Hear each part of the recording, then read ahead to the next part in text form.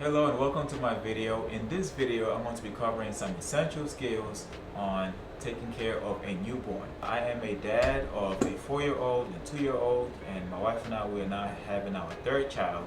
We are in our third trimester of our third pregnancy. So even though I've done this twice already, I'm still in the process of reviewing all these things myself as I'm about to do this all over. Now, this information has been helpful to me. Hopefully, it'll be helpful to you and your family. And in no particular order, let's go ahead and get it started. All right, so number one is bathing. Bathing a newborn is not a regular type of thing. So, learning exactly how to bathe a newborn, do some research on how to do that, because there are some people who can have the layer washed off, but there's a layer, that the protective layer that babies will come with. And for me and my family, we left that layer stay on for both our children, and it eventually falls off. It'll look like the baby's skin is peeling, and really what it is, it's a protective layer that they had in the womb. And when that layer falls off, they will have this super soft skin left over. But just learning how to take care of that, because it might look strange. Number two is knowing how to take proper care of the umbilical cord. So the belly button is still fresh because the umbilical cord has not fallen off yet.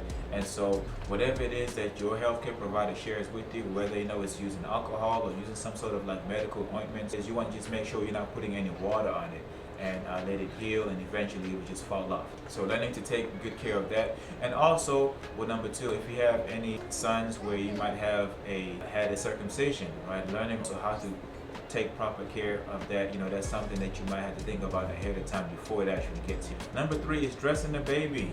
Specifically, I want to cover kimonos. So babies sometimes can really be freaked out by you trying to put something over their head. So try to research kimonos and see if you can get some kimonos, especially at the very least, at the beginning. And this is something to where you either button it in the front or on the side, and you don't have to worry about having to put it over your baby. Plus, babies rarely sit still sometimes when you're trying to put clothes on them. They're moving all over the place. So by having a kimono, you really make things a lot easier. Now, I will be looking down often because I do have a list here I'm working on, so I want to make sure I am on point and not missing anything. Number four, learning how to swaddle. Learning how to swaddle a baby. I'll actually probably make a video about this. Swaddling the baby is an important skill, but learning how to swaddle a baby.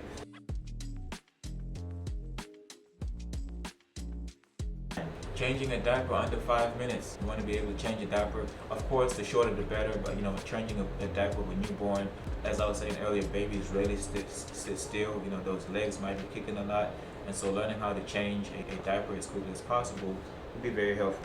Number six, burping a baby. You want to learn how to burp the baby correctly. Number seven, you want to look around for tips on how to calm a baby. Right now, different cultures have different approaches, different families have different approaches, and you want to scour the internet and look for ways that might work for you and your family. Not everything you come across will work for you and your family, but by having multiple things under your sleeves, at least you will have a list of things you'll try to figure out what will work for your child. Let's say maybe you research 7 different ways, maybe only 4 of those or 3 of those ways work, and then with those 3 things and repeat them over.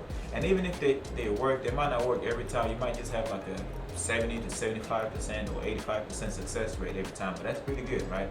And stick with that, right?